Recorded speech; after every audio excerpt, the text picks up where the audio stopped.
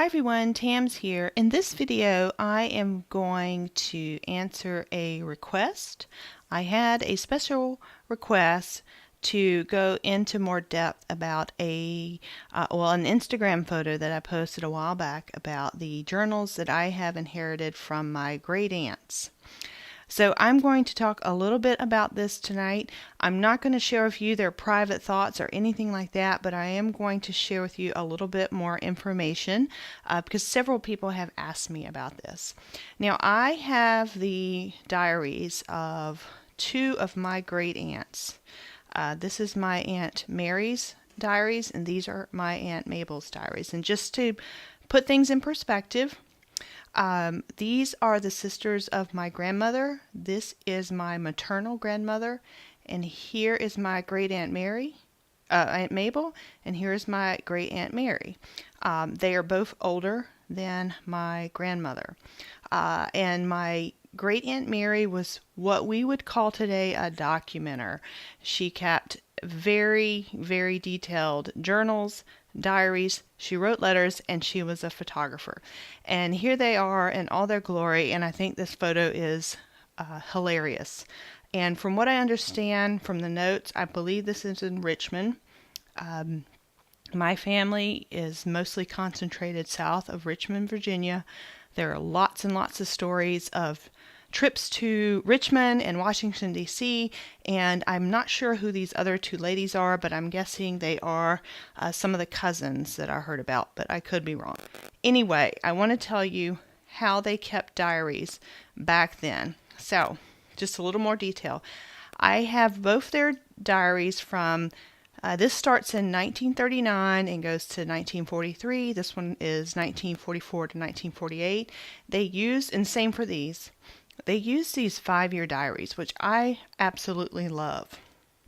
And to show you just a few differences, my Aunt Mary, I'm not going to show you all the details of hers, but you can see, I'll just skim through here.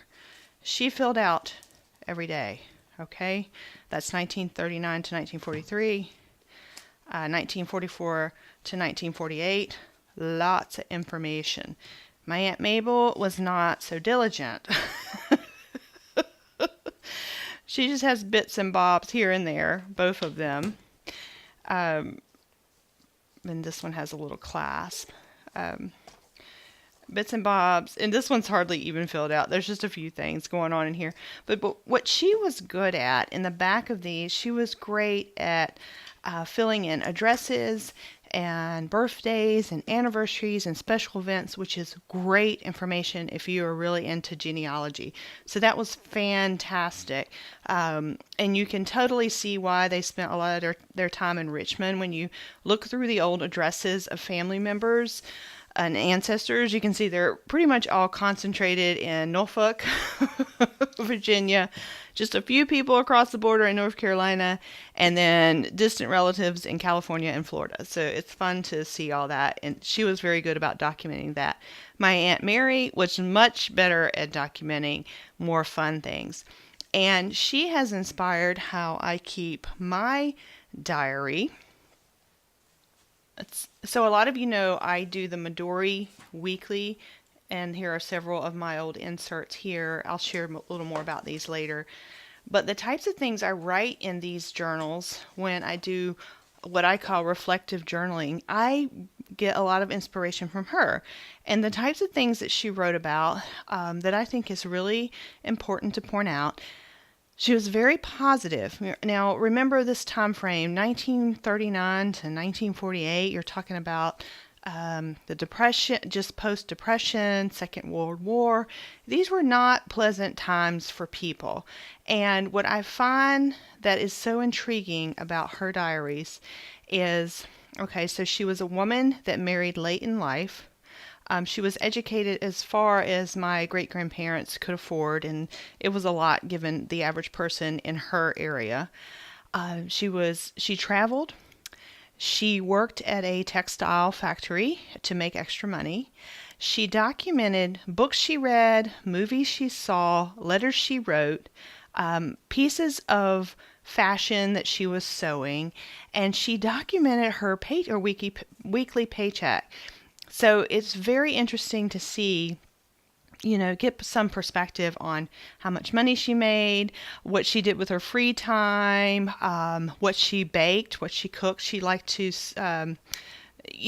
my family has always enjoyed baking and entertaining, and she writes down what she baked on the weekends. It's just so cool, and I often wonder, like, who will read my journals? Will anyone care? Um, and I think it's fantastic that these are not like pour your guts out types of diaries. Neither one of them. These are just write down a few notes from your day and document the positive things. And she also traveled quite a bit, so you can see as soon as she had vacation, she was being taken to the train station and the local train station, and she would go to Chicago, she would go out west, she would go up to Washington D.C. There's a little piece where she talks about riding her bicycle in Washington, D.C., and I think that is fantastic. So that is why when I keep my journals, I try to be very positive, and I just try to document the letters I wrote, where we went out to eat, just some good thing about that day. And I know life is not always a bed of roses, but let me tell you, and I know their lives were not a bed of roses.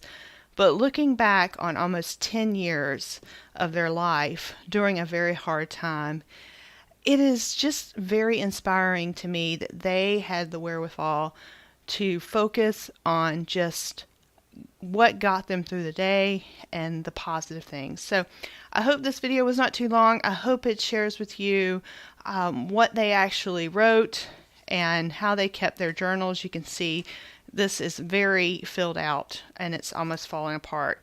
So I try not to, I have read all of them. I try not to mess with them too much, but they are very precious, and it makes me wonder who will actually read my journals. These are about 80 years old, and what will be going on with my journals in 80 years. So I hope that answers the request that I got, and I will see you tomorrow. Bye.